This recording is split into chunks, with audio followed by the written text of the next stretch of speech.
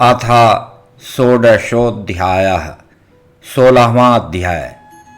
भुवन कोश का वर्णन।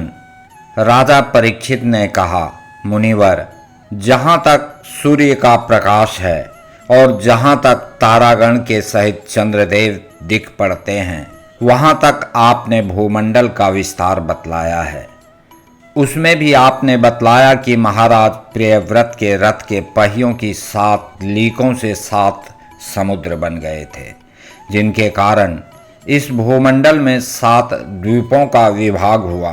अतः भगवान, अब मैं इन सब का परिमाण और लक्षणों के सहित पूरा विवरण जानना चाहता हूँ, क्योंकि जो मन भगवान के इस गुणमय स्थूल विग्रह में लग सकता है, उसी का उनके वासुदेव संज्ञक स्वयं प्रकाश निर्गुण ब्रह्मरूप सूक्ष्मतम स्वरूप में भी लगना संभव है।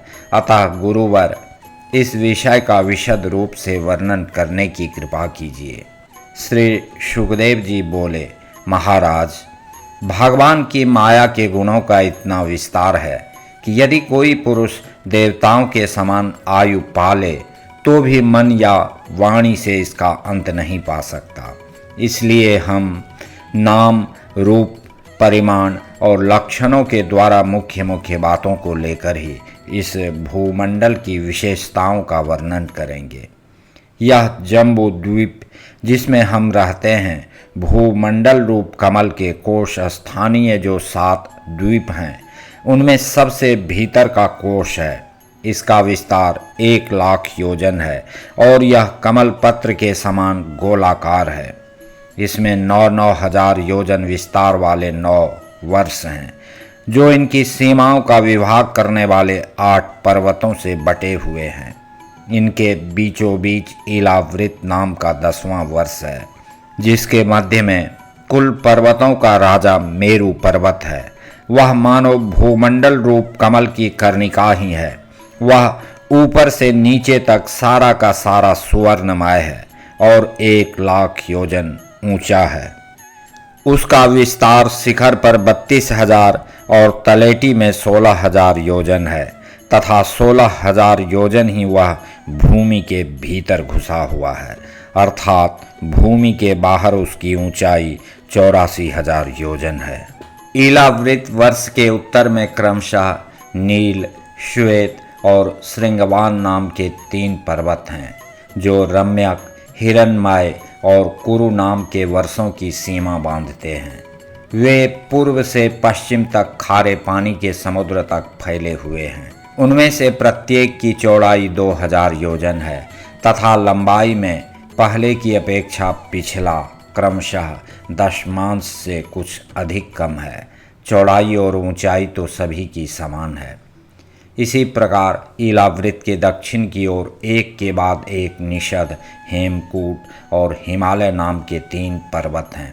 नीलादि पर्वतों के समान ये भी पूर्व पश्चिम की ओर फैले हुए हैं और 10-10 हजार योजन ऊंचे हैं। इनसे क्रमशः हरिवर्ष, किमपुरुष और भारतवर्ष की सीमाओं का विभाग होता है। इलावृत के पूर्व और पश्चिम की ओर उत्तर में नील पर्वत और दक्षिण में निषद पर्वत तक फैले हुए गंधमादन और माल्यवान नाम के 2 पर्वत हैं। इनकी चौड़ाई 2-2 हजार योजन है और ये भद्राश्व एवं केतुमाल नामक 2 वर्षों की सीमा निश्चित करते हैं।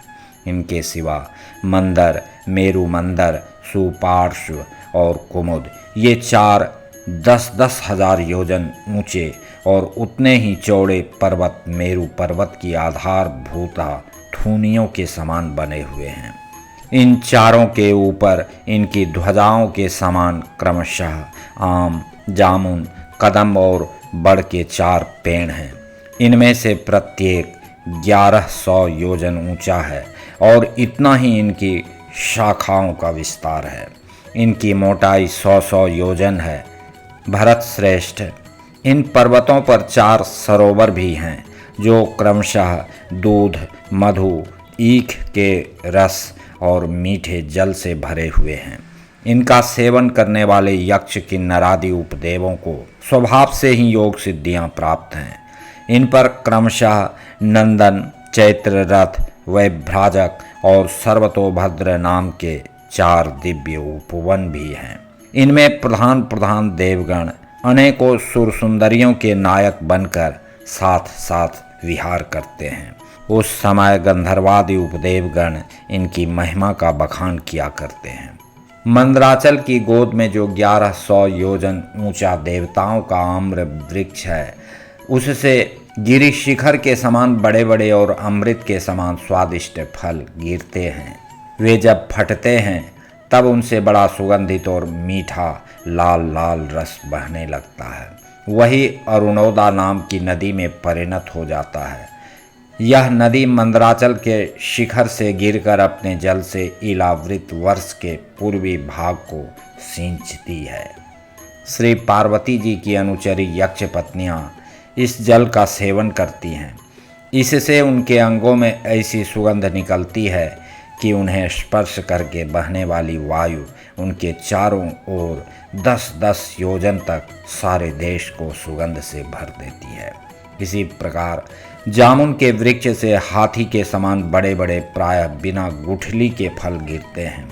बहुत ऊंचे से गिरने के कारण वे फट जाते हैं। उनके रस से जम्बू नाम की नदी प्रकट होती है, जो मेरु मंदर पर्वत के 10,000 योजन ऊंचे शिखर से गिरकर इलावृत के दक्षिण भूभाग को सिंचती है।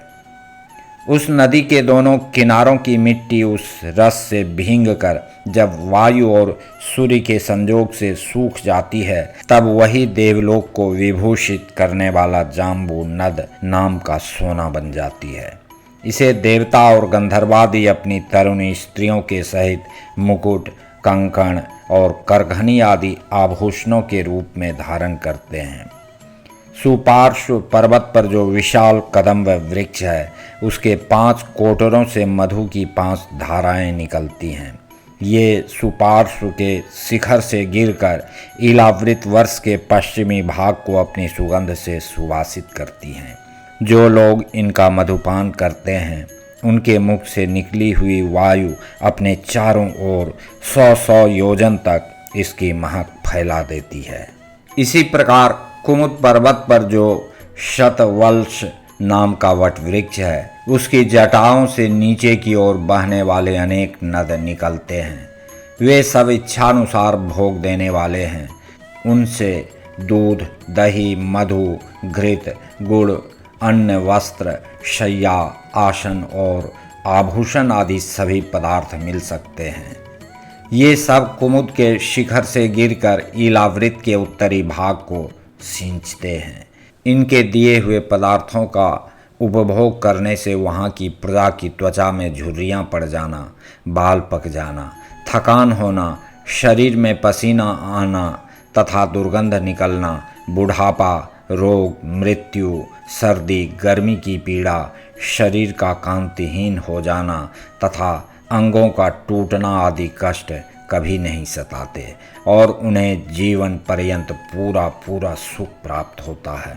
राजन, कमल की कर्णिका के चारों ओर जैसे केसर होता है, उसी प्रकार मेरु के मूल देश में उसके चारों ओर कुरंग, कुरर, कुसुम्भ, वैंकक, त्रिकूट, शिशिर, पतंग, रूचक, निषद, श्रीनिवास, कपिल, शंख, वैदूर्य, जारूधी, हंस, ऋषभ, नाग, कालंजर और नारद आदि 20 पर्वत और हैं। इनके सिवा मेरु के पूर्व की ओर जठर और देवकूट नाम के 2 पर्वत हैं, जो 18,000 हजार योजन लंबे तथा 2,000 योजन चौड़े और ऊंचे हैं। इसी प्रकार पश्चिम की ओर पवन और पारियात्र, दक्षिण की ओर कैलाश और करवीर तथा उत्तर की ओर त्रिशृंग और मकर नाम के पर्वत हैं। इन 8 पहाड़ों से चारों ओर घिरा हुआ सुवर्णगिरी मेरु अग्नि के समान जगमगाता रहता है। कहते हैं, मेरु के शिखर पर बीचों बीच भगवान ब्रह्मा जी की सुवर्णमयी पुरी है, जो आकार में समचौरस तथा करोड़ योजन विस्तार वाली है। उसके नीचे पूर्वादि 8 दिशा और उपदिशाओं में उनके अधिपति इंद्रादि 8 लोकपालों की 8 पुरियां हैं। वे अपने अपने स्वामी के अनुरूप उन्हीं उन्हीं दिशाओं में हैं तथा परिमाण में ब्रह्मा जी की पुरी से चौथाई हैं।